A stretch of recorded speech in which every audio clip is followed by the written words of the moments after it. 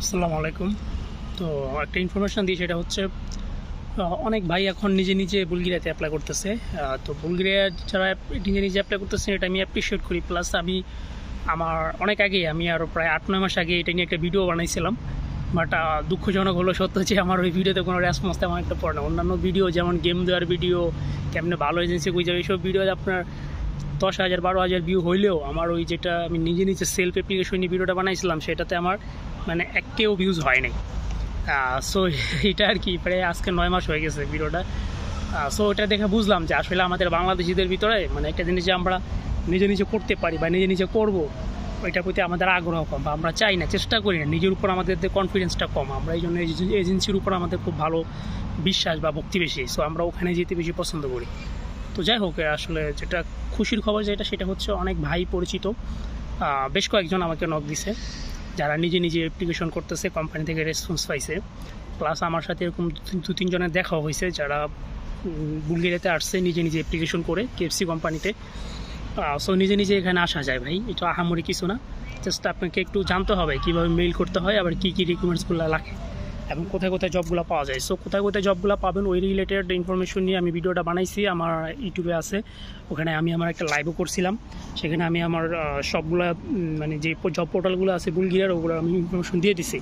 So ওগুলোর ভিতরে আপনার যদি কোনো স্কিল থাকে, বিশেষ করে সবার জন্য না, এটা যাদের স্কিল আছে, যাদের গভর্নমেন্ট অনুমোদিত সার্টিফিকেট আছে, বা যারা হাই কোয়ালিফাইড। স্কিল বলতে ধরেন আপনার সার্টিফিকেট লাগবে না, আপনি ধরেন একটা কাজে দক্ষ, ঠিক আছে, আপনি পিজা বানাইতে পারেন, বা আপনি কফি শপের কাজ জানেন, বা আপনি ধরেন কী বলো রাজের কাজ জানেন, টাইসের কাজ জানেন। সো এই রিলেটেড কাজ, যে কোনো ধরনের কাজ আপনি পারেন, বা আপনি গার্মেন্টসের কাজ ধরেন পারেন। সো আপনি কাজের ভিডিও লাগবে আপনার ফার্স্ট অফ অল। তারপরে আপনি একটা ভালো প্রফেশনাল মেল তৈরি করবেন, একটা ভালো সিভি তৈরি করবেন। প্লাস আপনার এসএসসি সার্টিফিকেট থাকলে সেইগুলো সুন্দর করে রেডি করে আপনি যখন যে কোনো কোম্পানির সাথে যখন আপনাদের কন্ট্যাক্ট হবে, বা এই ধরনের ধরেন আপনি যে সেক্টরে কাজ জানেন ওই সেক্টরে কোনো কোম্পানির সাথে যদি আপনার পরিচয় হয়ে যায় অনলাইনে, বা বুলগেরিয়া যে জব পোর্টালগুলো আছে ওগুলো তো যদি পেয়ে যান যে এই ধরনের স্কিল ওয়ার্কের কী বলে এটাকে কনস্ট্রাকশনের লোক চাইতেছে, সো আপনি যদি ওই ধরনের কাজের ভিডিও দিয়ে তাকে একটা এইচআর ডিপার্টমেন্ট যেখানে আছে ওদের ওয়েবসাইটে ঢুকলে ওটা পেয়ে যাবেন। ওখানে আপনি মেল করবেন, মেল করার পর আপনার কাজের ভিডিও দিবেন। প্লাস ওই যে বললাম যে ডকুমেন্টসগুলো, কোনো সার্টিফিকেট থাকলে, এক্সপিরিয়েন্স সার্টিফিকেট থাকলে এগুলো দিবেন। দেওয়ার পরে দেখবেন তারা আপনাকে রেসপন্স করবে। আপনি বেশি না, আপনার 15 থেকে 20টা কোম্পানিতে দেখে বড় কোম্পানিতে দেওয়া থাকবেন, মিডিয়াম রেঞ্জে যে কোম্পানিগুলো আছে ওগুলো তো নক দেন। আপনার সত্যি যদি আপনি কাজের ভিডিও যদি একদম ভালো লাগে ওরা আপনাকে নক দিবে। তো প্রত্যেকটা মেলের ভিতরে আপনার হোয়াটসঅ্যাপ নাম্বারটা অ্যাড করে দিবেন, এবং ওদেরকে বলবেন যে যদি আগ্রহী হয় ওরা যাতে আপনাকে হোয়াটসঅ্যাপে বা স্কাইপিতে নক দেয়, সেরকম দিবে। এবং অনেকেই রেসপন্স পাইতেছে ভাই। সো আপনি কেন কোনো শুধু 12-13 লাখ টাকা দালালের পিছনে 6 মাস ঘুরার দরকার কি? আপনি নিজে নিজে করেন।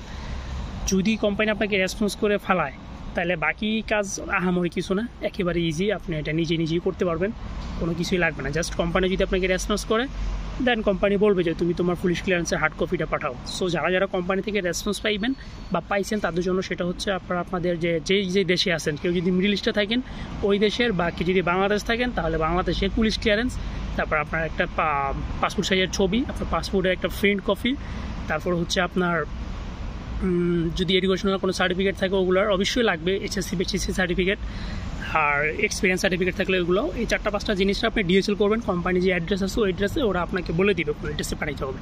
পাঠানোর পর ওরা আপনার কাজটা এখান থেকে উকিল ধরে এটাকে লিগেলাইজ করে ওরাই করে দেবে। আর ওরা যদি লিগেলাইজ করতে না পারে, বা ওরা যদি এগুলো না বুঝে কোম্পানি, সেক্ষেত্রে এখানে অনেক ল ফার্ম আছে সোফিয়াতে, বা না পাইলে আমাকে বলবেন, ওর ল ফার্ম আছে, আপনি ফি দিবেন, ওরা আপনার কাজ করে দেবেন।